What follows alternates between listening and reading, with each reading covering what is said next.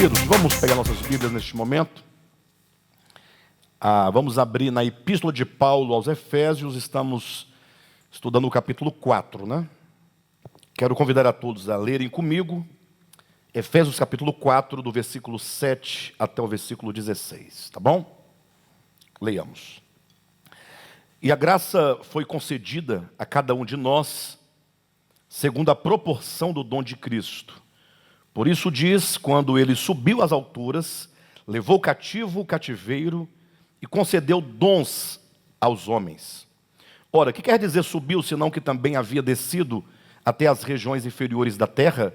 Aquele que desceu é também o mesmo que subiu acima de todos os céus para encher todas as coisas. E ele mesmo concedeu uns para apóstolos, outros para profetas, outros para evangelistas e outros para pastores e mestres, com vistas ao aperfeiçoamento dos santos, para o desempenho do seu serviço, para a edificação do corpo de Cristo, até que todos cheguemos à unidade da fé e do pleno conhecimento do Filho de Deus, à perfeita varonilidade, à medida da estatura da plenitude de Cristo, para que não sejais, ou para que não mais sejamos como meninos, agitados de um lado para o outro e levados ao redor por todo o vento de doutrina, pela artimanha dos homens, pela astúcia com que induzem ao erro, mas, seguindo a verdade em amor, cresçamos em tudo naquele que é a cabeça, Cristo, de quem todo o corpo, bem ajustado e consolidado, pelo auxílio de toda junta, segundo a justa cooperação de cada parte, efetua o seu próprio aumento para a edificação de si mesmo em amor. Amém? Queridos, nesta porção que já estamos trabalhando há 2 ou 3 semanas, nós estabelecemos aqui pelo menos 2 antíteses para compreendermos um pouco mais acerca do que está em xeque, né? Aqui, ou pelo menos o ponto principal, que é a edificação do corpo de Cristo. Com respeito ao conceito de corpo de Cristo, a compreensão do que seja esse fenômeno sobrenatural, esse fenômeno espiritual, melhor dizendo, né? Que é o corpo de Cristo, nós temos uma mensagem ministrada, 3 mensagens a partir dessa para trás. Então, quem precisar, quem ainda não ouviu, não assistiu, assista, porque é uma mensagem muito importante no que diz respeito à questão da compreensão do que seja o corpo de Cristo. Isso porque nós transitamos da simples ideia teológica de corpo de Cristo para falarmos do significado orgânico do corpo de Cristo enquanto um ser e da nossa participação no corpo de Cristo. Daí, então, nós passamos a falar sobre a edificação desse corpo. Ou seja, o fato é que esse corpo espiritual ele está em processo de edificação. Isso fica muito claro para nós aqui no capítulo 4, no versículo 16, quando diz: de quem todo o corpo bem ajustado e consolidado, pelo auxílio de toda junta, segundo a justa cooperação de cada parte, efetua o seu próprio aumento para a edificação de si mesmo em amor. Então, há 2 pontos importantes a serem levados em conta. O primeiro é entendermos o que é o corpo de Cristo. Quando nós estivermos ainda naquele joguinho teológico de achar que o corpo de Cristo ele surge simplesmente com a adesão da pessoa a uma organização, ou da adesão da pessoa a um dogma, a um código de usos e costumes, a uma denominação, isso aí na verdade, nada significa e nada representa. O corpo de Cristo é uma realidade espiritual. E só podemos nos dizer participantes efetivamente do corpo de Cristo quando nós entendemos de fato como esse corpo é gerado, o significado profundo, orgânico de ser membro desse corpo.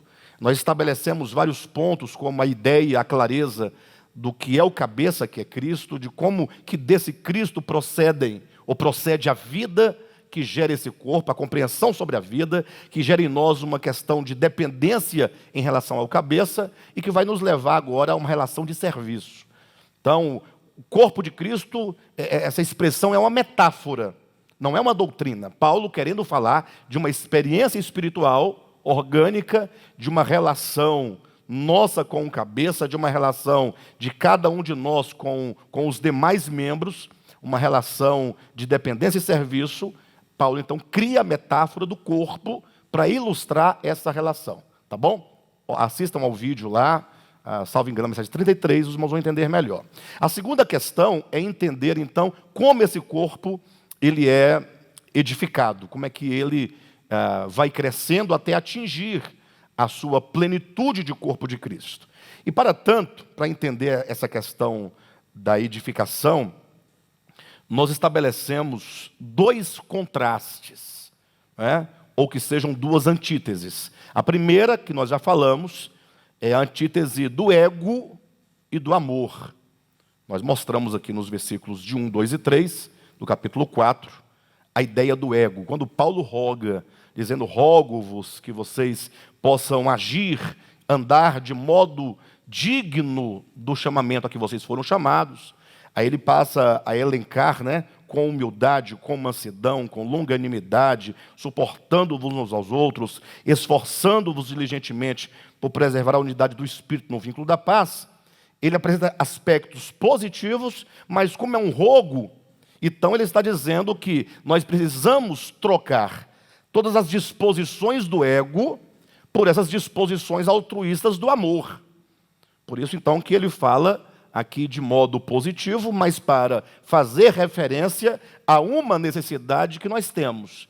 Ou seja, quando ele diz que andemos de modo digno, implica logo esse rogo que nós andamos, não raras vezes, de acordo com as disposições do velho homem, de um modo não digno, porque nós fomos criados na dignidade de filhos de Deus, criados à imagem e semelhança de Deus, e, portanto, o ego é o oposto disso.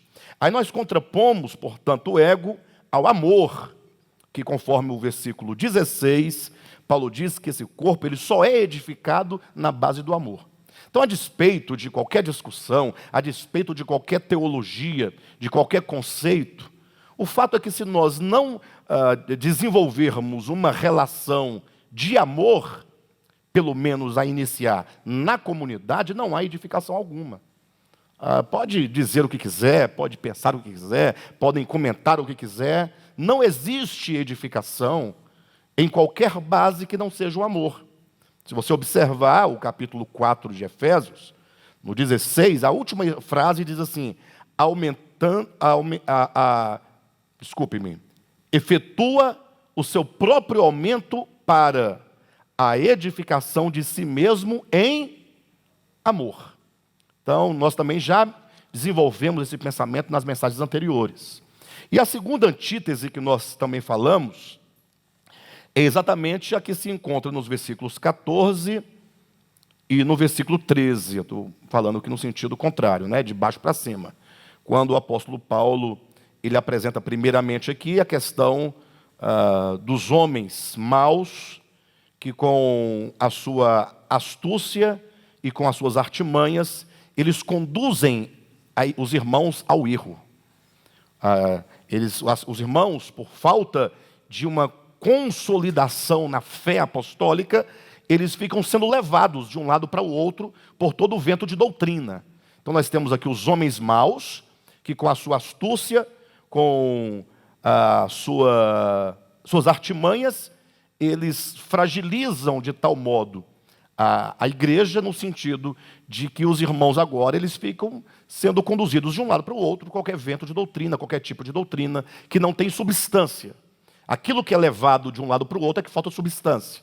Então, Paulo mostra esses homens maus, que não se sustentam na fé neotestamentária, que procuram desviar os fiéis da verdadeira fé do Evangelho, e ele contrapõe isso, portanto, com o que ele vai chamar no versículo 11 de homens dons, né? De homens dons. Ou seja, a antítese se dá. De um lado nós temos os homens dons, que vão aperfeiçoar os santos em relação à fé, e vai então contrapor isso agora aos falsos mestres, aos falsos doutores, aqueles que não têm compromisso com a verdade do Evangelho, que estão ali para fazer errar os filhos de Deus. Então esta é a segunda antítese. Tá bom? Ao nós falarmos dessa antítese, que são os homens dons e esses falsos mestres, nós vamos tocar num ponto muito sensível. Vamos falar sobre igreja e sobre ministério.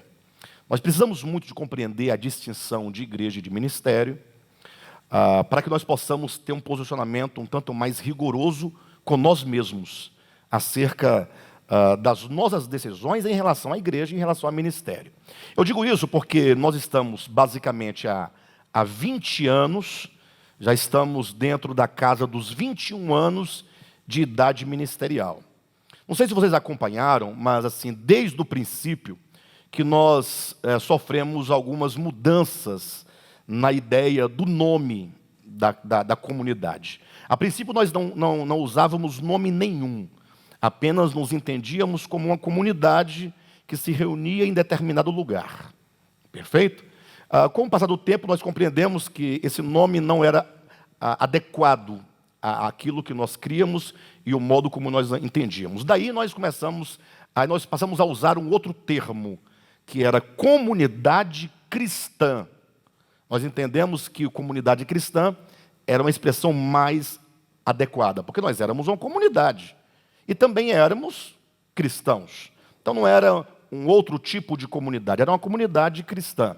E completava-se em Ceilândia, porque nós éramos uma comunidade, então, cristã em Ceilândia. Perfeito? Depois nós chegamos ao ponto de entendermos que deveríamos usar outro nome. Passamos a usar Ministério Apostólico de Volta à Palavra. Mas em tudo isso, percebe-se, sobretudo na questão da comunidade cristã e Ministério Apostólico, nós não usávamos o nome igreja nessa designação. Nunca fomos igreja tal, sempre nós ou éramos uma comunidade cristã, simplesmente, ou quando nós resolvemos usar um nome mais específico, necessário, inclusive, para distinguir o que é um grupo do outro grupo, isso é evidente, todos os nomes eles nomeiam, eles designam, eles denominam, no sentido de colocar, definem, né, a natureza daquele grupo. Mas entendemos que nós deveríamos nos reunir como Ministério Apostólico de Volta à Palavra e não Igreja Apostólica de Volta à Palavra. Isso porque é uma distinção muito grande entre igreja e ministério. Deixe-me colocar para os irmãos entenderem qual é a relação com o texto dessa noite. Quando a Bíblia usa o nome de igreja, devemos entender que a palavra eclésia, ela já vem desde muito antes da Bíblia, inclusive. Essa palavra eclésia é uma palavra muito comum no meio dos gregos, sobretudo a Grécia clássica, né? A Grécia do tempo do quarto século, a Grécia filosófica, né, de Platão, entendia a eclésia como sendo um ajuntamento, uma reunião, mas não era uma reunião de todos, aberta a todos, para qualquer um. Era uma reunião apenas dos anciãos e dos homens e dos maiores na ágora lá de Atenas.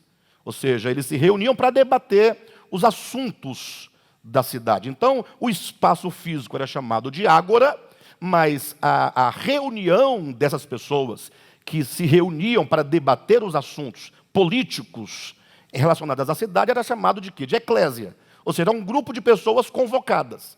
Era uma convocação, era uma assembleia de pessoas específicas, né, porque não participavam na Grécia nem mulheres, nem estrangeiros, e nem menores, e nem uma série de outras pessoas. De todo modo, esse nome eclésia, que se traduz em português por igreja, era um nome mesmo que antes de haver Novo Testamento, era um nome comum, o nome do vulgo mesmo, lá dos gregos. Quando essas palavras aparecem, essa palavra eclésia aparece pela primeira vez no Novo Testamento, aparece quando Jesus a usa em Mateus 16, a primeira vez, a segunda vez em Mateus 18. Quando Cristo fala lá para Pedro, né, Mateus 16, sobre esta rocha eu edificarei a minha igreja. E ali Jesus então fala, quando ele fala da minha igreja, ele já demonstra que ele teria uma convocação de pessoas para o cumprimento de um propósito específico. Por isso a palavra eclésia se lê literalmente chamados para fora, não é? Chamados para um determinado lugar para um determinado propósito. Perfeito? Então entende-se claramente que a palavra igreja, quando Jesus fala a minha igreja, esse minha já delimita o termo igreja para dizer, essa igreja não é uma igreja dos gregos e nem de políticos, mas é uma igreja de Cristo, com propósito específico para o evangelho. Entretanto, a palavra igreja é uma palavra muito vaga ainda. Por quê? Porque todo ajuntamento de cristãos vai se designar igreja. Então, sempre que cristãos se reúnem em determinado lugar, ali haverá uma convocação de santos, de fiéis, de pessoas chamadas por Cristo. Onde houver, em qualquer lugar do mundo, não importa se é numa casa, se é debaixo de uma árvore, se é num galpão que foi alugado, igrejas são pessoas. E, portanto, esse termo igreja, ele não traduz a natureza do pensamento dessas pessoas. Ou seja, como nós vivemos num tempo em que há diversas formas de pensar o evangelho hoje ele é interpretado de diversas maneiras, há centenas de linhas de interpretação. Então, quando você fala igreja, você está falando de coisas que você não tem como definir com exatidão a natureza daquele grupo, ou que seja a natureza do pensamento daquele grupo cristão. Então, cristãos somos todos. Nós somos cristãos, os católicos são cristãos, os evangélicos são cristãos, os protestantes são cristãos. E sempre que esses cristãos se reúnem, é igreja. Igreja é ajuntamento. Então, aquela ideia, quando diz assim, procure uma igreja mais próxima de sua casa, isso é muito complicado. Porque, de repente, você pode encontrar uma igreja mais próxima, no sentido de, há um ajuntamento próximo à minha casa, há um grupo de irmãos que se reúnem próximo à minha casa, mas a pergunta é o que eles pensam, o que eles falam, o que eles ensinam. Será que isso tem alguma relevância? Às vezes eu fico profundamente preocupado, não preocupado com número. Se tem uma coisa com a qual eu não me preocupo, é número. Então nós já fomos uma comunidade, uma igreja, de 800 membros. Já fomos com 500, já fomos com 20, hoje nós somos uma média de 250 pessoas. Mas para mim tudo isso é muito irrelevante, porque nós não temos aqui um propósito pessoal. Nós não temos a ideia de ter uma igreja com tal padrão econômico, um padrão que seja empresarial ou mercantil. Nós não temos nada disso. Nós temos um único propósito. A única coisa que nos mantém enquanto ministério, ou melhor, enquanto igreja, é a questão ministerial. E aí entra a diferença entre igreja e ministério. Ministério, diferentemente de igreja, igreja é ajuntamento. Onde houver ajuntamento de pessoas com aquela finalidade, ler a Bíblia, orar, ter comunhão, é igreja. Mas quando nós falamos ministério, a palavra ministério, ela se traduz na Escritura, poderia ser traduzido por serviço. Serviço. Então, quando aqui, por exemplo, diz, olha, em Efésios capítulo 4, só para os irmãos terem uma ideia, quando diz aqui, no versículo 12, com vistas ao aperfeiçoamento dos santos para o desempenho do seu serviço, a palavra serviço aí é ministério. Tanto é que em outra versão você vai encontrar ministério. Oikonomia, a lei de uma casa. Ministério traz a ideia, aquilo que está sendo realizado.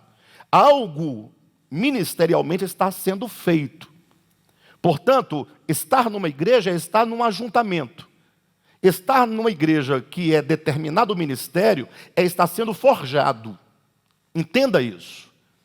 Toda igreja que tenha ou não tal objetivo, elas vão formar uma maneira de você pensar Deus. Entenda isso. Toda igreja com as suas pregações, com seus ensinamentos, com as suas práticas, elas vão gerar em você uma percepção teológica, uma percepção filosófica e mesmo ideológica acerca de quem é Deus, de quem é o diabo, do que é o bem, do que é o mal. Todas as questões metafísicas vão ser trabalhadas, seja conscientemente ou não. Então, quando fala de ministério, nós estamos falando aquilo que está sendo gerado, aquilo que está sendo formado. Há muitos ministérios que não têm essa ideia construída de propósito espiritual. Eles têm os propósitos espirituais deles, mas muito vinculado à questão secular, à questão social, à questão diária. Nós temos uma ideia ministerial eterna. Eu quero saber sobre a sua alma, sobre o seu coração, que está sendo formado e está sendo moldado segundo o que nós entendemos ser a presente verdade. O termo presente verdade é um termo usado por Pedro para dizer a verdade compreendida no atual momento. Porque quando você fala assim, a verdade, isso é muito amplo, isso é muito grande, é muita presunção, não é? Sempre entendendo que nem sempre que se usa a expressão a verdade, você o faz com presunção.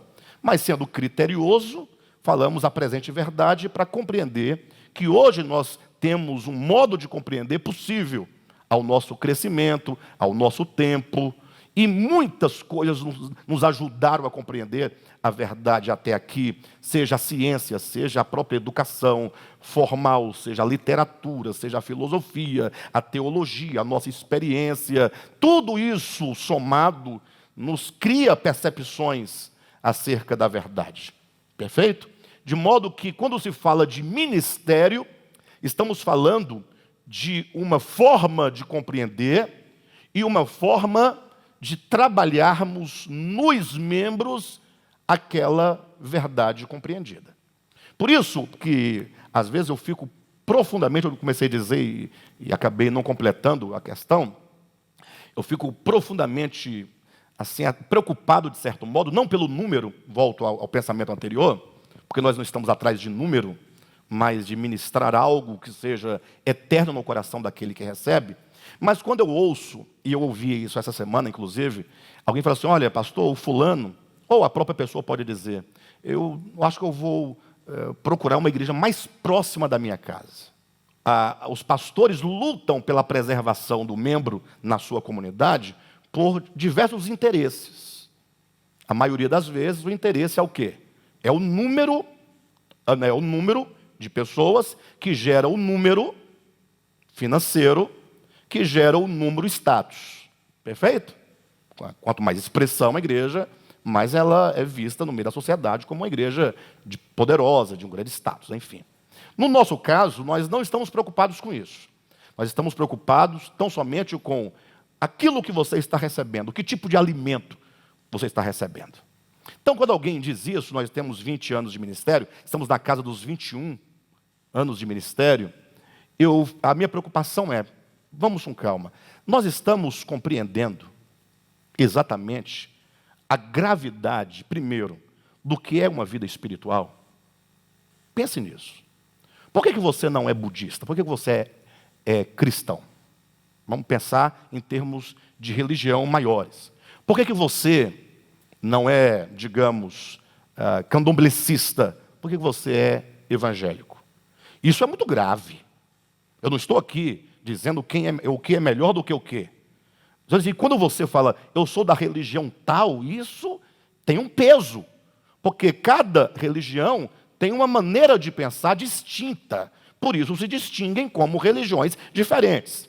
Então, quando você fala, eu sou da religião tal, da religião A ou B, isso é grave, no sentido de que você deve ter a consciência de que escolher uma religião X, isso é escolher um modo de pensar a vida e um modo de caminhar e de ser conduzido espiritualmente na sua vida terrena. O que afeta o seu futuro eterno, certamente de um modo ou de outro. Perfeito? Não estou trabalhando questões aqui de salvação, nem de certo ou errado. Eu estou querendo dizer que cada religião tem uma proposta diferente.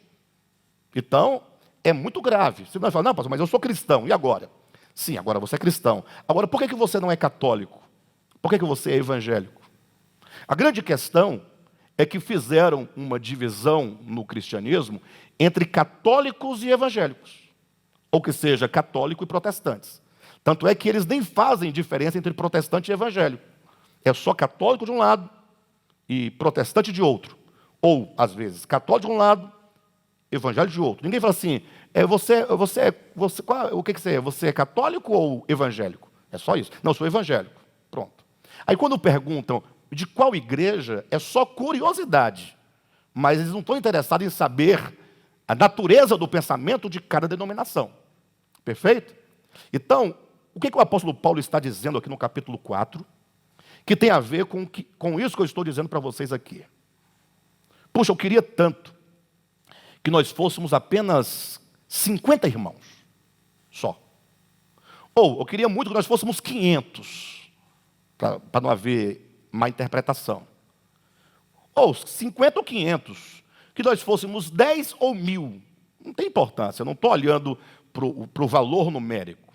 Mas eu gostaria que nós fôssemos tão criteriosos com respeito à verdade e à questão ministerial, como quando nós estávamos em seitas, declaradamente seitas do ponto de vista do posicionamento. Por exemplo, quando você conversa com um adventista, é notório, ele pode estar desviado, ele pode não frequentar, ele pode estar no inferno, mas os princípios em que ele crê, ele carrega consigo.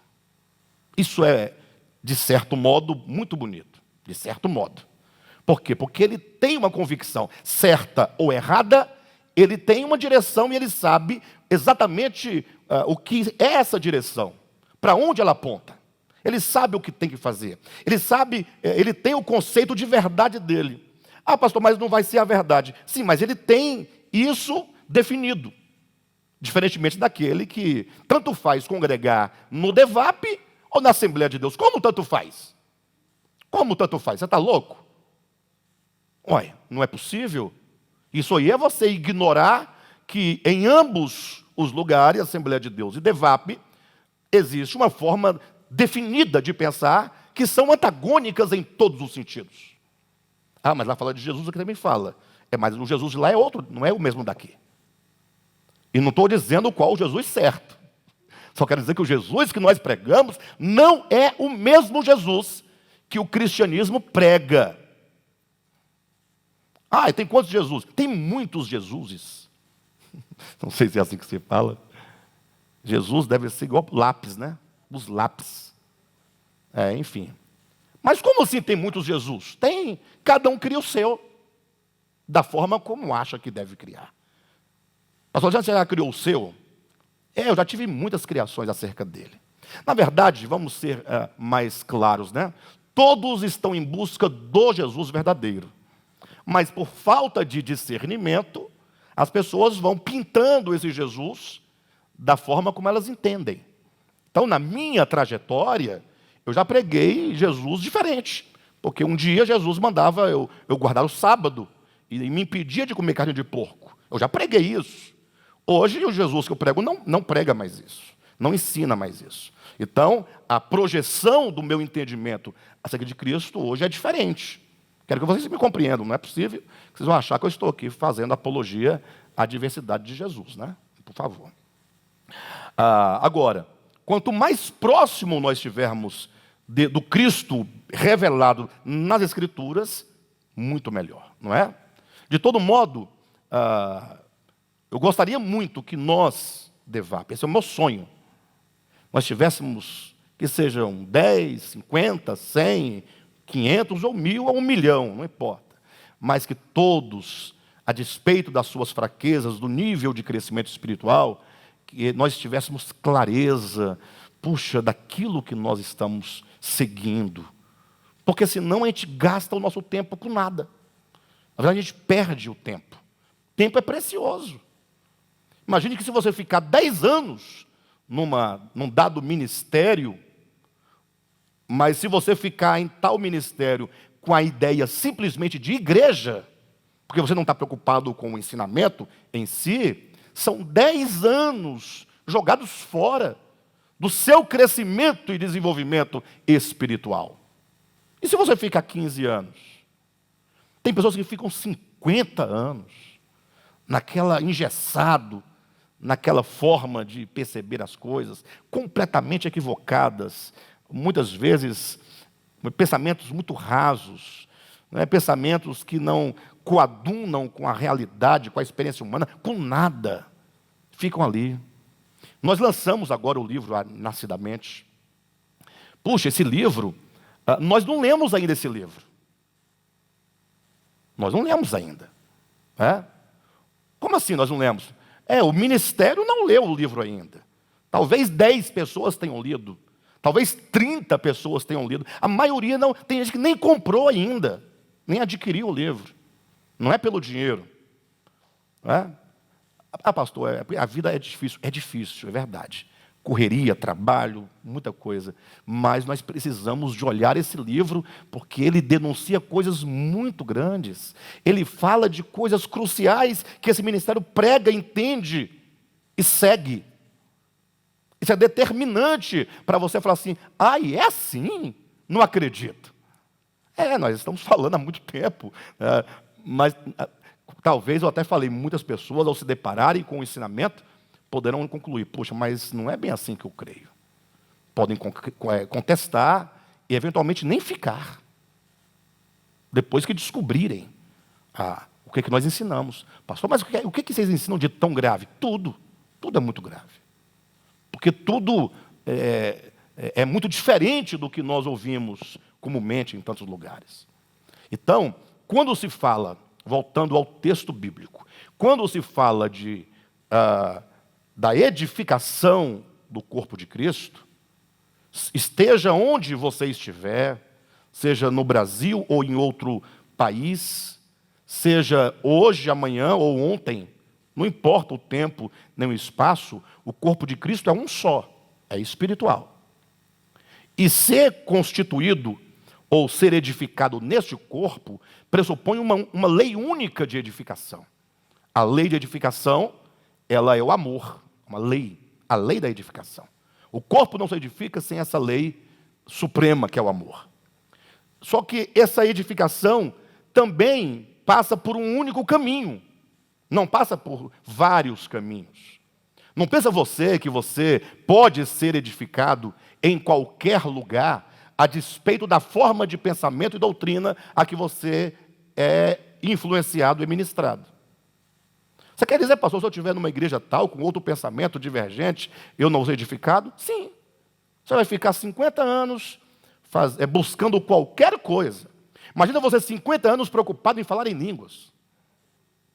Imagina você 50 anos. Pastor, por que você coloca o falar em línguas? Não é bíblico? Onde está o problema? Olha, o problema está naquilo que Paulo problematizou em 1 Coríntios capítulo 14, quando ele diz que aquele que fala em outras línguas não edifica a igreja. Por quê? Porque falando ele em outras línguas, fala somente o seu próprio espírito com Deus. E a própria mente de quem fala fica infrutífera. Paulo que diz. Se alguém tiver alguma objeção, vá procurar Paulo, não sou eu. Está escrito no texto de Paulo. Então ele está dizendo, se vocês ficarem, a ideia de 1 Coríntios 14 é, se vocês ficarem se reunindo 30 anos, 40 anos, nessa ideia de ficar falando em línguas, serão 40 anos infrutíferos. Porque a mente não compreende o que se diz. A mente não compreende. Por isso que ele vai contrapor, dizendo que o melhor dom é o dom de profecia. Ele explica, porque todos entendem e todos são edificados. Ou seja, por que dom de profecia? Profecia não enquanto ficar dizendo de chave, de emprego, da vida alheia, nada disso, isso é bobagem, isso é invenção. Profecia, em termos bíblicos, Antigo e Novo Testamento, é falar por Deus. Sempre que tem alguém chamado por Deus, que recebe de Deus uma mensagem, um encargo, e ele se põe a falar por Deus a uma era, a um povo, ali há um profeta, ali há uma profecia. Sempre. No sentido de que profecia é uma mensagem. Assim aconteceu em todo o Antigo Testamento, assim aconteceu no Novo Testamento. Pastor, mas tem a ideia de profecia, de profetizar alguma coisa? Tem. E quando essa profecia vier, você vai saber que ela veio, não é? Porque ela é clara e específica. Havia um tal profeta, lá no livro de Atos, né? Nós vamos encontrar, e ele então previu uma grande fome. Então ele chegou para os apóstolos, irmãos, seguinte, prepare-se porque vem uma fome tal dia, está chegando, tal lugar. Entendeu? Uma coisa clara.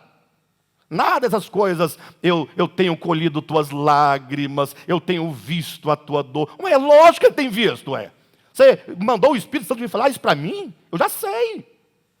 Eu quero algo claro, algo específico, sem malandragem, sem influência dos outros, sem subterfúgio. É simples. Você é profeta? Deus te deu algo? Então, para quem que é? É para o fulano. Fulano, Deus mandou dizer isso para você, pronto. E sempre que Deus falar desse modo, sempre vai ter uma relevância muito grande na sua vida. Relevância. Não vem com essa história de Deus me disse que vai te colocar no leito. Para de bobagem. Para de bobagem. Enfim, mas o nosso assunto aqui é a questão da edificação do corpo. Então veja. Então, quando Paulo ele fala sobre a edificação do corpo de Cristo, ele vai nos apontar um caminho seguro que vai envolver a ideia de ministério. Tá bom? Então veja bem. Olha aqui na sua Bíblia. Capítulo 4 de Efésios, versículo 7. E a graça foi concedida a cada um de nós segundo a proporção do dom de Cristo. Então é claro o texto. Paulo diz, quando ele diz a cada um de nós, ele aqui faz referência certamente aos apóstolos, aos profetas, aqueles que estão trabalhando numa causa, e também a diversas outras pessoas com diversos outros dons e diversos ministérios. Mas o fato é que ele diz que a graça divina é dada a homens proporcionalmente ao dom. Lógico, para você trabalhar em determinada área, você não tem que ter uma capacitação? Sim ou não? Então Deus vai habilitar a cada um na proporção do dom. Então ele concede a graça de determinado dom para você servir aos santos, ou para servir ao mundo, entenda, os homens. Tá? De modo que os dons, portanto, eles nos vêm proporcionalmente, tá bom? A essa graça recebida, ou vice-versa. Versículo 8. Por isso diz, atenção, quando ele subiu às alturas, levou cativo o cativeiro e concedeu dons aos homens. Muito importante isso aqui. Eu não quero entrar nos méritos da discussão, porque sempre quando se discutem capítulo 4 de Efésios, você pode entrar na internet e procurar os assuntos que são debatidos em Efésios 4. São basicamente 2, só. Eles querem saber o significado, levou cativo o cativeiro.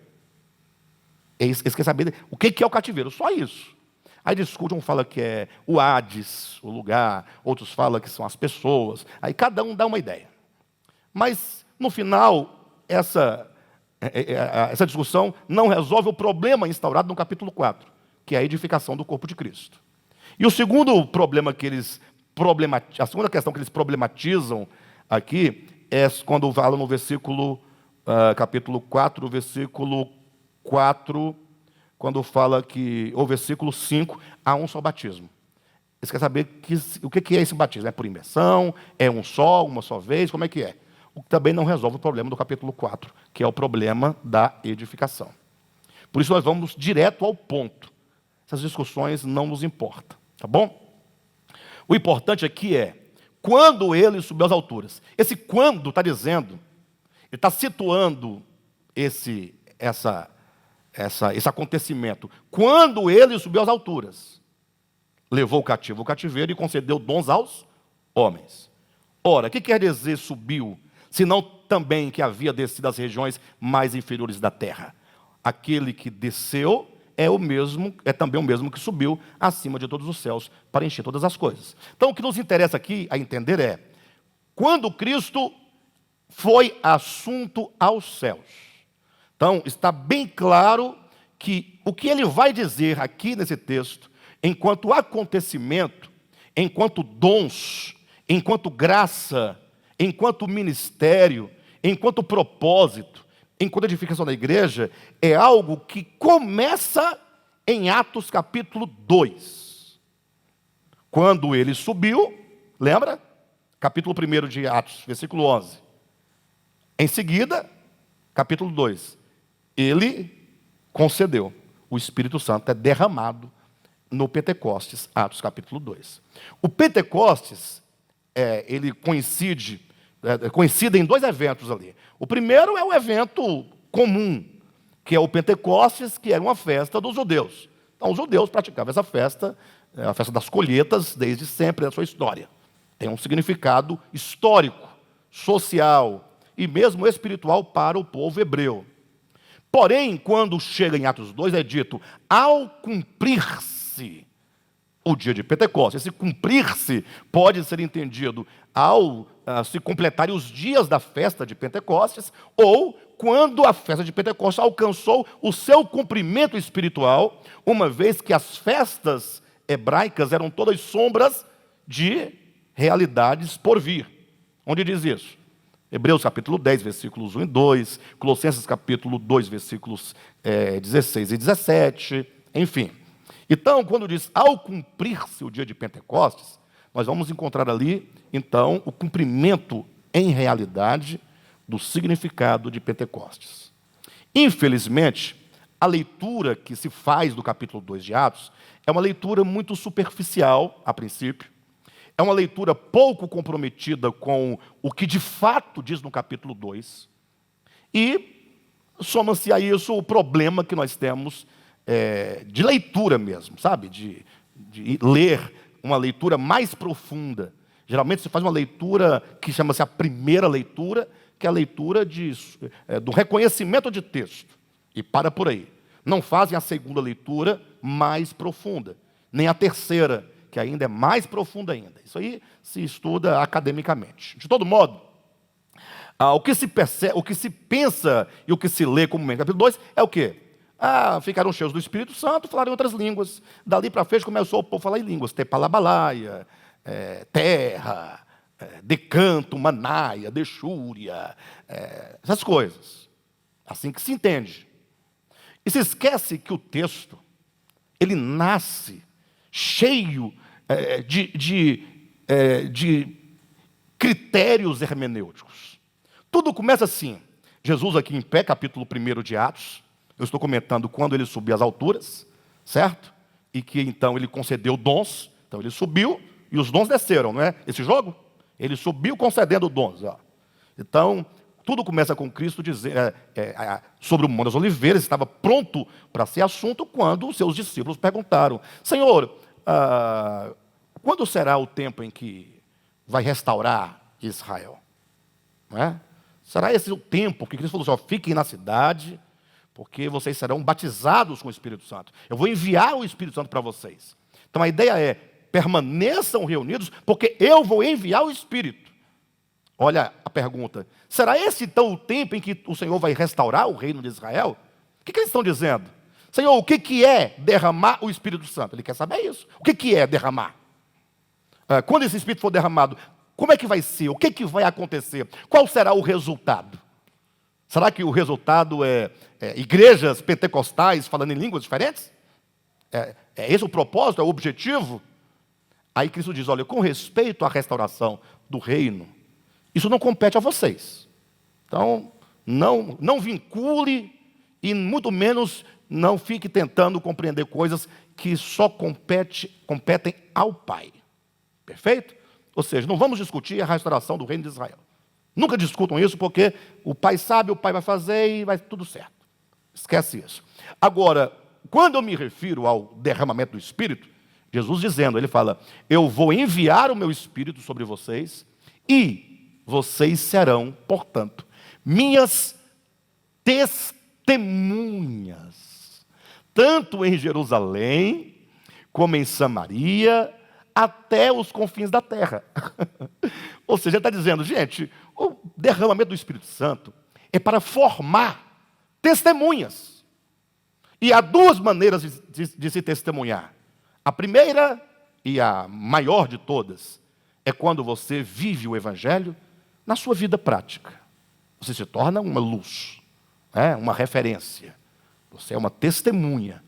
Você está falando do Evangelho de uma maneira a viver o Evangelho e não simplesmente falá-lo. Mas há uma outra maneira, que essa é a mais específica, em Atos capítulo 1 e 2, é o sentido que você agora vai proclamar, anunciar e pregar o Cristo de Deus, quanto à sua encarnação, morte e ressurreição. vai dizer para o mundo o que ele ensinou, tudo o que ele disse. Por isso eles têm que sair a pregar o evangelho ao mundo inteiro. Então, no capítulo 1 de Atos, a ideia sobre o derramamento do Espírito é clara. Qual que é? Constituir testemunha. Aí é simples. Para você não ficar na dúvida, eu procuro ser muito claro nos meus exemplos, basta você procurar uma igreja pentecostal, mais perto da sua casa, e vá numa vigília. Ou num culto de poder, num culto de oração, ou que seja num culto comum, não tem problema. E você vai ficar observando. Aí quando você vira alguém falando em línguas, caindo, dizendo que aquilo é o Pentecostes de Atos 2, a pergunta que você faz é: que testemunho é este que ela está me passando? Essa é a pergunta. Se você vir ali algum testemunho do Cristo de Deus, quanto à sua encarnação, viver humano, sua mensagem, sua morte, o significado da morte, a mensagem da cruz, a sua ressurreição, amém. Aí bateu. Mas se não, se você só vir vestido levantando, pessoa caindo no chão, pessoa sendo jogada, cuspindo em você, e falando 3 ou 4 palavras que ninguém entende, todo mundo já decorou aquelas palavras, você tem, esse é o testemunho? Tá. O que esse testemunho me fala sobre o Cristo? Essa é a pergunta. Isso está dito em Atos 1. Em Atos 2 você vê isso, o que Jesus disse acontecendo. E a prova, olha a ideia. Aí temos que saber ler, uma leitura mais profunda. Primeiro, estavam todos reunidos no mesmo lugar. De repente, ouviu-se como que um som de vento impetuoso. Esse foi o fenômeno audível. Ouviu-se como um som de vento impetuoso, que encheu toda a casa onde estavam reunidos. E então apareceram distribuídas entre aqueles que ali estavam, línguas como de fogo. E a palavra línguas lá é glossa, idiomas. Como que de fogo. E então eles viram idiomas na forma. Como é que idioma ganha forma? Só pode ser simbólico. Ou não? Já viu? Quem já viu a língua portuguesa por aí, andando? Em algum lugar? Andando. Para você ver com os olhos. Já viram? A língua chinesa, a língua inglesa. Nunca viram? Porque não tem como ver. Mas lá no texto acontece esse fenômeno. Viram glossas como de fogo. Aí a ideia é que essas línguas eram como que línguas de fogo, labareda de fogo. Então aqui se instaura logo a ideia de idioma, mas a ideia de fogo, que queima, que destrói, que purifica. Mas o interessante é que elas não desceram na boca deles. Elas desceram na cabeça, desceram no entendimento, porque é aqui que começam todas as coisas. Porque não adianta você sair falando o que você quer falar. Tem que falar algo que procede de uma consciência esclarecida, iluminada. Por isso a língua opera primeiramente no entendimento. E quando então eles começam a falar, diz que todos os que estavam em Jerusalém, que eram muitas pessoas, milhares e milhares, aquela multidão afluiu em torno daqueles que falavam aquelas línguas. E aí, para quem acha que falar em línguas é falar qualquer coisa, o texto é claro. Todos que ali estavam, ou que seja uma grande maioria, eles ouviam cada um na sua própria língua. Então, com certeza, o que Paulo ensina em 1 Coríntios, quando ele diz, capítulo 14, que quem falar em línguas, que fale desde que haja intérprete, esse princípio está acontecendo em Atos. Porque falava em outras línguas, eles entendiam? Entendiam ou não entendiam? Ei, quando as pessoas, as multidões, falavam assim, olha, não são todos esses que aí estão falando galileus? Como é que nós, estrangeiros, embora judeus, dispersos, os ouvimos falar, cada um em nossa própria língua materna? Se eles compreendiam, havia esse critério da interpretação. Podia não ser uma pessoa, mas o Espírito de Deus fazia o papel de tradutor. E, portanto, eles disseram, como, pois, os ouvimos falar das grandezas de Deus. Falar em línguas é falar das grandezas de Deus. Não é ficar falando 3 ou 4 palavras inventadas, criadas, modificadas com o tempo. Não. É você falar o Evangelho. Quando se fala em línguas, fala-se o Evangelho. Está em Atos 2. Simples assim. Mas o que eu quero colocar é, claramente, o Espírito que desce em Atos 2 é um Espírito que desce com vistas a conceder dons aos homens. Ou seja, o Espírito não desce para ficar fofocando, conversando, futricando, se coçando. Não, ele desce com o propósito de constituir homens e mulheres de tal modo com dons espirituais, para que essas pessoas constituídas se tornem para o mundo, ou diretamente à igreja e indiretamente ao mundo, se tornem dons, homens, dons. A pessoa se torna um dom. Paulo foi um dom que a igreja recebeu. A igreja de todos os tempos. Perfeito?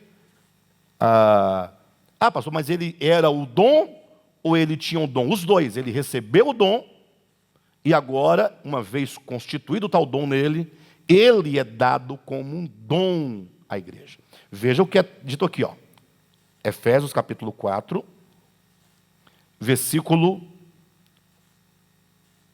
11. E ele mesmo concedeu. Dá uma pausa na leitura, volte um pouquinho no versículo 7.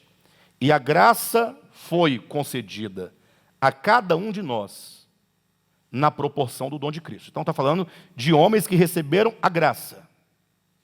Por isso diz, quando ele subiu às alturas, levou cativo o cativeiro e concedeu dons aos homens. Ora, o que quer dizer subiu, senão que também havia descido até as regiões inferiores da terra? Aquele que desceu é também o mesmo que subiu acima de todos os céus para encher todas as coisas. E ele mesmo, esse que subiu acima de todas as coisas, concedeu uns. Veja que ele concedeu uns para apóstolos. O texto não diz concedeu dons de apóstolos para alguns. Mas ele concedeu uns homens para apóstolos. Aí ele concedeu outros para profetas, outros para evangelistas e outros para pastores e mestres. Vocês acreditam? Olhem para mim. Que há quem discuta e vive a debater, e levanta a bandeira para saber, vem cá, aqui diz apóstolos, profetas, evangelistas, pastores e mestres. São 4 ou são 5 grupos? Aí uns falam, não, são 4, outros não, são 5. Sim, mas e daí? Os irmãos percebem que nós estamos sempre em busca de uma coisa que nos tira do que o texto quer nos falar? Que sejam 1000, não importa. Entenda que são homens dados para a edificação. Entenda o que é um apóstolo, o que é um profeta, o que é um evangelista, o que é um pastor e mestre. Entenda o que são essas pessoas. Por que que um é apóstolo? Por que que o outro é isso? Ou como eu posso identificar um apóstolo? As pessoas também estão discutindo assim, existem apóstolos nos dias de hoje? Elas querem saber. Mas, meu irmão, eu não sei. Eu falei agora igual o menino do queijo, né? Eu não sei. Eu sei identificar. Se aparecer, eu sei identificar. Agora, essa discussão é muito vã e muito tola. Qual é o propósito mesmo de se discutir? Nós temos que descobrir se há ou não apóstolo depois de João para cá, porque aí você já desclassifica todos os que existem por aí. Mas e se aparecesse um apóstolo? Trabalhando hipoteticamente, falando palavras verdadeiras, você vai acabar perdendo a mensagem por causa de um critério que não é critério. Até porque, passando aqui, só ventilando o assunto para os irmãos, a Bíblia fala sobre os 12 apóstolos do Cordeiro, inclusive há 12 fundamentos simbólicos da Nova Jerusalém, cada um com o nome de um apóstolo, o que significa que esses 12 apóstolos são testemunhas oculares, testemunhas históricas da ressurreição de Cristo, e, portanto, quem não viu o Cristo vivo não esteve com ele na sua morte e não esteve com ele na sua ressurreição, sobretudo, não pode se declarar apóstolo do Cordeiro dessa categoria de 12 apóstolos. Não pode. Imagina eu dizendo, eu sou apóstolo do Cordeiro. Mas você viu? Não, não vi. Porque o critério dos 12 apóstolos é que eles tenham sido testemunhas da ressurreição do Senhor. Perfeito? Entretanto, a própria Escritura que você carrega e tanto defende, ela vai dizer de outros apóstolos que não fazem parte desse grupo seleto dos 12 primeiros e dos 12 apóstolos testemunhas oculares. Barnabé era apóstolo. A Bíblia chama ele de apóstolo. E agora? Não, não é só Barnabé. Eu conversava com uma pessoa que disse, não, tudo bem, então só Barnabé. Peraí, qual é o seu problema? Primeiro era só 12. Aí eu disse que Paulo é apóstolo. Aí deu 13. Porque você quer que permaneça Matias. Olha essa conversa. Aí eu mostro que Barnabé também é. Você falou, não, tudo bem, mas só Barnabé? Você tem problema. Quando você fala só Barnabé, você fala assim, tudo bem, eu abro mão de que não só são esses, mas não me mostra outro não. Aí se eu mostrar outro, o que vai acontecer? Pare de bobagem. A Bíblia vai falar de um outro, inclusive um casal, Andrônico e Júnias, que eram ilustres entre os apóstolos. Dentre os apóstolos, eles tinham um lugar interessante. A Bíblia fala sobre os apóstolos da igreja, porque há os apóstolos do Cordeiro. O que é os apóstolos da igreja? Quando as igrejas enviavam irmãos numa obra missionária. Lógico que há distinção entre os do Cordeiro e os da igreja, porque somente os do Cordeiro estavam autorizados a estabelecer e a definir o conceito de evangelho de Cristo. Os demais apenas podiam reproduzir. Mas é uma discussão muito tola, muito vã. O importante é nós entendermos basicamente 4 coisas. Veja, e aqui vai, inclusive, não é bem um recado, né, mas eu chamo a atenção para aqueles que se acham muito autossuficientes e acham que igreja e ministério é coisa sem muito significado para os dias de hoje. O Cristo de Deus, o Cristo, que morreu, ressuscitou e ascendeu, conforme diz, Ele mesmo é quem concede homens para apóstolos, para profetas, para evangelistas e pastores e mestres. Pastor, o que faz um apóstolo? Esse aqui seria um estudo para a gente poder dar com muita profundidade, citando vários textos bíblicos, mas o tempo nosso não permite, eu não posso estender muito, senão ia ficar muito tempo num lugar que a gente pode simplificar, tá bom? Os apóstolos são aqueles que são enviados. A palavra apóstolo significa enviado, perfeito? E enviado para quê? Ora, para levar uma notícia. Então, os apóstolos do Cordeiro, 12 apóstolos, não são 13 nem 14, são apenas 12, que são os apóstolos que o próprio Cristo, de forma pessoal, os chamou, a cada um deles, e os incumbiu que eles saíssem, que eles fossem de cidade em cidade, de nação em nação, levando a verdade acerca da morte e ressurreição de Cristo. Esses primeiros apóstolos, eles eram enviados para levar a palavra, e como eles eram, portanto, testemunhas oculares, o critério estabelecido é que eles tivessem andado com Cristo, tivessem ouvido a mensagem diretamente do Cristo, para não ficar aquele telefone sem fio. Disse-me disse, um disse, que outro disse, que outro disse, e lá no final dá tudo errado. Não. Quem é que estava na responsabilidade de dizer o que era, o que não era e como era? Aqueles que ouviram direto do Senhor. Então Paulo não pode participar. Pode, porque ele ouviu diretamente do Senhor. Diretamente. E tem mais, não foi nos campos ali da Jerusalém, da Galileia, não. Ele esteve com Cristo no terceiro céu, ele esteve com Cristo no Hades, Cristo apareceu para ele diversas vezes, de modo particular, e Deus e Jesus o instruiu em toda a verdade. Então Paulo foi aquele aluno que teve aulas com o mestre de modo particular, aula particular, só os dois. Que maravilha, né? E tem mais, ele ouviu coisas inefáveis, que ao homem não é lícito referir. De todo modo, esses, por serem testemunhas oculares, porque estiveram com o Cristo ressurreto. Eles não ouviram falar, eles estiveram com o próprio Cristo, então eles estão autorizados a lançar fundamento. Para aqueles que perguntam na internet, vou dar uma resposta aqui para vocês. Vocês têm apóstolos? Quando pergunta isso, a pergunta ela vem carregada de efeito negativo. Estão doidos para dizer que tem. E nós não temos apóstolo estabelecido, nem ungido, nem ninguém enviado. Aqui, na verdade, nós somos todos irmãos, e pronto, só irmãos, mais nada, que temos comunhão na palavra. Perfeito? Então nós não. E por que então ministério apostólico? Ora, porque existe ministério que não é apostólico. Apostólico é um adjetivo. O adjetivo restringe e explica o substantivo. Porque tem ministério que, ainda que carregue do lado ministério apostólico, não tem nenhuma relação com os apóstolos. Ministério que se diz apostólico, ele tem que ouvir os apóstolos. Ele tem que ouvir o Novo Testamento. Ele tem que ter o Novo Testamento como sendo um fundamento teórico a ser lido, compreendido, estudado. Não um fundamento enquanto o Cristo de Deus é o nosso fundamento de fé, o próprio Cristo. Sim, mas a Escritura neotestamentária é um testemunho, ou é um registro do testemunho que os apóstolos nos legaram.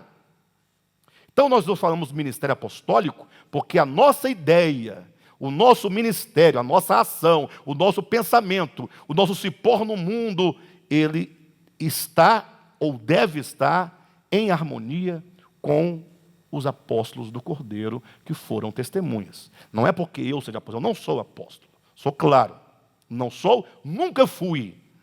E até hoje não me falaram nada, porque quem teria que me falar é Jesus, ele não me disse nada. Então, bobagem, para de perseguição besta, tá bom? O ministério é que é apostólico. O ministério quer dizer a mente, as ideias, o entendimento, aquilo a que se propõe. Como alguém chegar assim, ei, cara, vocês estão aqui fazendo o quê? Qual é a proposta? A proposta é ler as Escrituras. Para quê? Para compreender um pouco mais. A partir da Escritura, compreender mais sobre Deus, mais sobre Jesus, mais sobre mim, mais sobre o homem, mais sobre o bem, mais sobre o mal, sobre as virtudes, sobre os vícios. É uma maneira que nós temos de procurar a conhecer mais e mais a nós mesmos e a Deus, para podermos construir a escada de ascensão espiritual de cada um de nós. Então nós temos que estar claros acerca da nossa fé. Por isso Paulo diz, até que cheguemos à unidade da fé. Ou seja, a igreja do tempo de Paulo já não tinha unidade. Ele já via ventos de doutrinas. E pessoas sendo levadas de um lado para o outro. Vem um vento do sangue que não pode doar, leva para o lado de lá. Aí vem um vento da carne de porco, leva outro para lá. Aí vem um vento do véu, vai levando. Como eu coloquei na semana retrasada, né? Os invólucros. Cada um com um texto bíblico, cada um com um versículo bíblico. Qual o seu versículo? O meu versículo é o versículo do véu. E o meu da língua estranha, né? É muito estranho mesmo. E o seu? O meu é o versículo de quê? Da carne de porco. E o seu? É o meu versículo do sábado. E o seu? É o versículo... Aí cada um tem o seu versículo. Então os apóstolos do Cordeiro, que já não existem mais porque o último foi João, na ilha de Patmos, eles se tornam para nós a referência histórica, limitada, acerca do Evangelho. Por que limitada? Porque o Evangelho é Cristo. Poxa, o Evangelho é maior do que a história. Se o Evangelho que é Cristo é eterno, ele não pode estar totalmente contido numa língua, numa linguagem, num tempo e em 50 folhas de Bíblia. Não pode. Vocês entendem o que eu estou dizendo?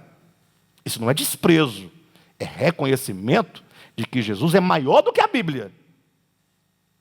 E pode juntar todos os livros sagrados do mundo inteiro, Bhagavad Gita, Alcorão, tudo, juntar tudo, não dá 0,000000000 da verdade que é Cristo. É só uma expressãozinha temporal possível para que alguém veja alguma coisa acerca do eterno.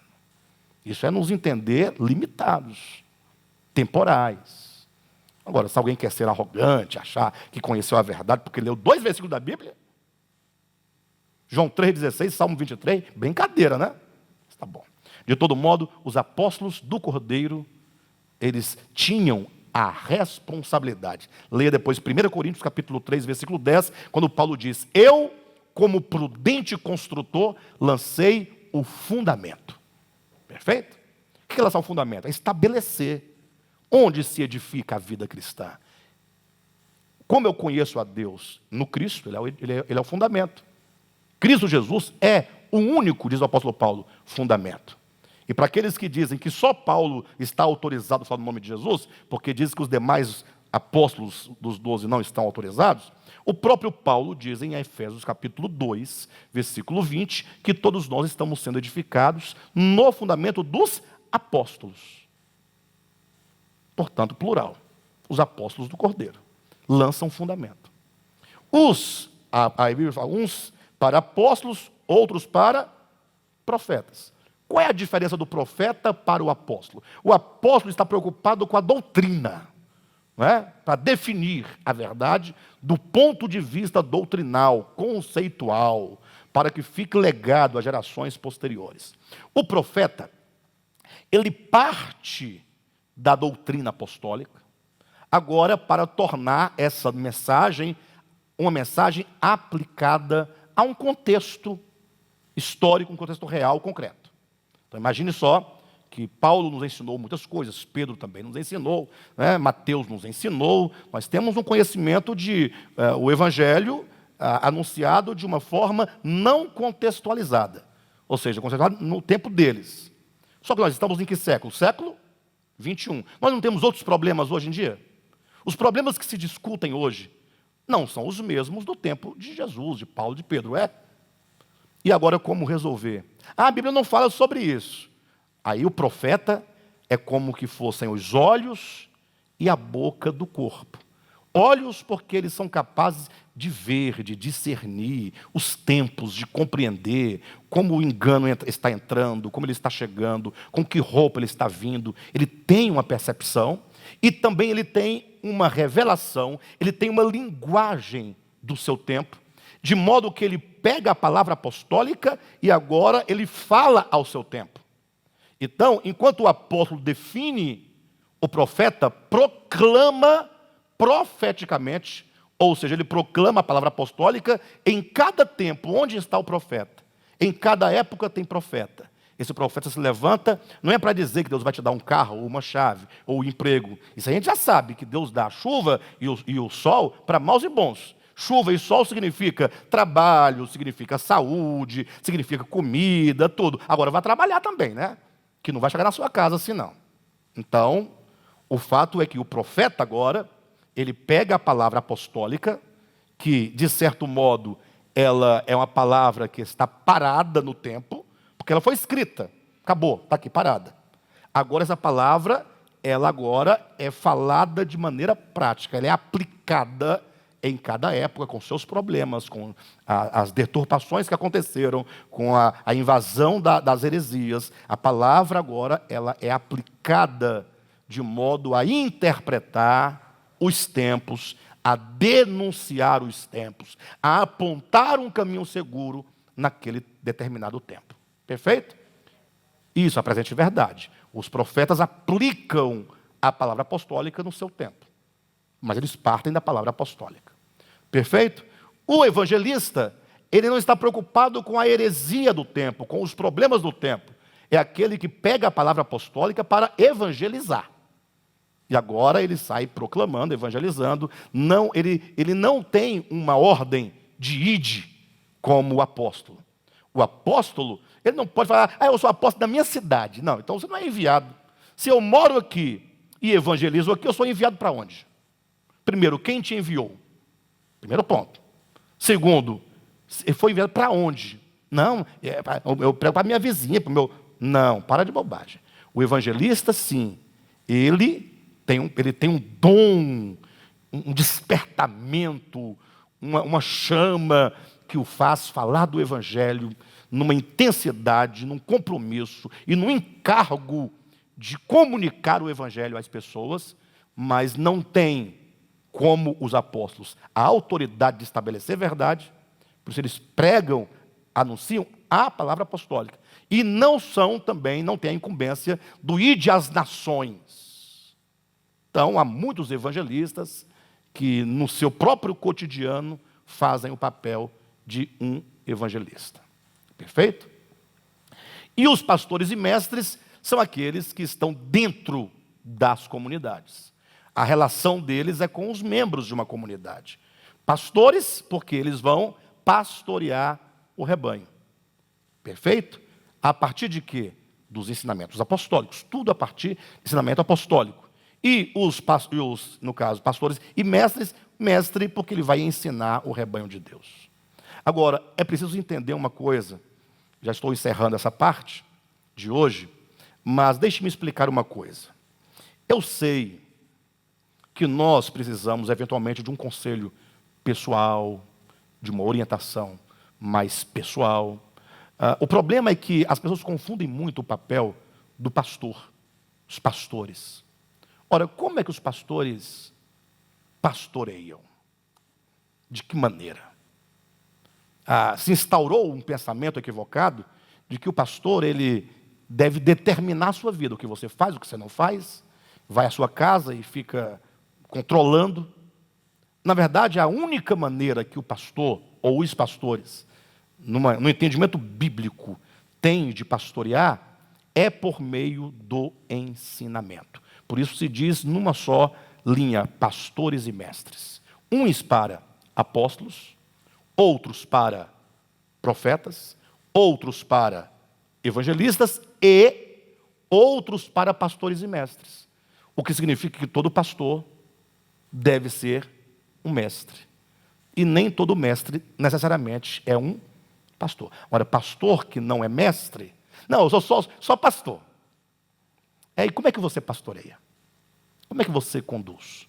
A maneira de eu, Alexandre, num papel espiritual de pastor, de conduzir um rebanho espiritual de pessoas, é mostrando, ensinando os caminhos, para que vocês, enquanto pessoas autônomas, no sentido de um ser humano, uma pessoa maior de idade, que você agora possa ter a direção, o direcionamento. Ou seja, nós somos livres dos lobos, dos perigos, a partir do direcionamento da palavra.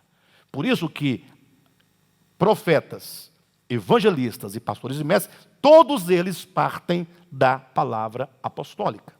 A palavra apostólica é o carro-chefe de tudo. Se vocês lerem 1 Coríntios capítulo 12, versículo 28, Paulo vai dizer que Deus deu primeiramente apóstolos. Em segundo lugar, profetas. Em terceiro lugar, mestres. Então ele cita nesta ordem, primeiramente apóstolos. Olha a importância dos apóstolos do Cordeiro. Aí ele disse, em segundo lugar, profetas. Em terceiro lugar, mestres. Ele diz, depois, operadores de sinais. Aí não tem mais primeiro, segundo, terceiro. Agora é depois. Ou seja, só tem uma hierarquia de 3 níveis. Primeiro apóstolo. Dele vem o profeta. Sem o profeta, a palavra apostólica perde a força, o vigor, a vitalidade e a aplicação prática nos tempos. Então ela ficaria parada. E então, em seguida, os mestres que estão ensinando nas igrejas, os membros. Bem, então, ouçam. Vou ter que parar por aqui por causa do horário, mas entenda que ele mesmo concedeu esses homens dons. A grande questão e pergunta é, para quê? Eu vou parar por aqui. Por que eu preciso dessas vozes aqui? Pastor, mas se não tem mais os apóstolos do Cordeiro, eu posso deles precisar? Lógico. Todos nós vamos precisar, nem que sejam dos seus ensinamentos, que nos chegarão por meio de profetas e por meio de pastores e mestres. Perfeito? Mas sem eles terem sido dados, como nós poderíamos hoje ter acesso aos seus fundamentos, ou ao fundamento que eles lançaram? Então, Paulo vai dizer que esses homens dons foram dados com vistas ao aperfeiçoamento dos santos. Então, me ouça sem nenhum tipo de preconceito para comigo, nem presunção da minha parte para com vocês. Se você, presta atenção, considera que você não precisa de ministério, porque o que é ministério? É serviço. Esse serviço está acontecendo por meio do exercício desses homens dons, apóstolos, ou que seja a palavra apostólica, por meio de profetas e por meio de pastores e mestres. Então o ministério, vamos ver aqui, ele está acontecendo. E você precisa, você, eu, cada um de nós, todos nós, sem nenhuma exceção, somos nós que fazemos esse serviço acontecer. Paulo vai dizer que nós, membros do corpo, é que pomos em ação o ministério. O ministério acontece na medida do serviço que nós prestamos. Por isso que ministério é o mesmo que serviço. Agora a pergunta é, que serviço é esse que você vai prestar? Aí fala, para você poder estar no serviço de maneira adequada, fazendo aquilo que se deve fazer e não o que não se deve, você precisará de ser aperfeiçoado. Ou seja, para que você esteja habilitado para a obra do ministério, você precisará de aperfeiçoamento. E diz que Deus deu uns para apóstolos, outros para profetas, outros para evangelistas e outros para pastores e mestres, com vistas ao aperfeiçoamento dos santos. E para que os santos têm que ser aperfeiçoados? Para o desempenho do serviço. E para que o serviço? Para a edificação do corpo de Cristo. Então, se todos almejam a edificação do corpo, só chegaremos lá a partir dos homens dons que nos aperfeiçoam, para que, uma vez nós aperfeiçoados, possamos proceder com a obra do ministério, para que, havendo o ministério, haja a tal edificação tão almejada. Eu quero tanto o corpo de Cristo edificado. Você vai ter que passar por esses níveis aqui. Não adianta. E se você não passar por esses quatro pontos, você certamente vai ser facilmente levado por qualquer vento de doutrina. Tá bom? Dito isso, semana que vem nós estaremos aqui novamente para falarmos acerca desse processo de aperfeiçoamento, homens dons, aperfeiçoamento, ministério e edificação. Tá bom?